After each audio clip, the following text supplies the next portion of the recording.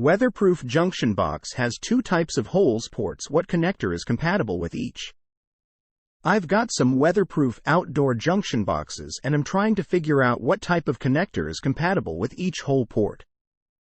Below is a photo of a sample weatherproof box with two deep threaded hubs on top and one on the bottom, and a shallow threaded hole on the back.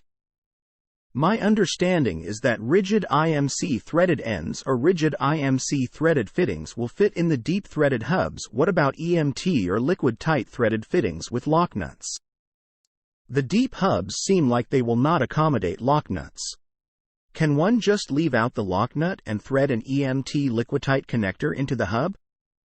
The shallow threaded hole in back looks like it should allow use of a lock nut.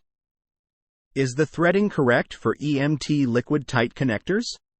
Will rigid IMC threading also work with that hole? Question from user Armand at Stack Exchange. Answer: EMT connectors are permitted to be assembled into threaded entries of boxes, conduit bodies, or internally threaded fittings that have tapered NPT threads.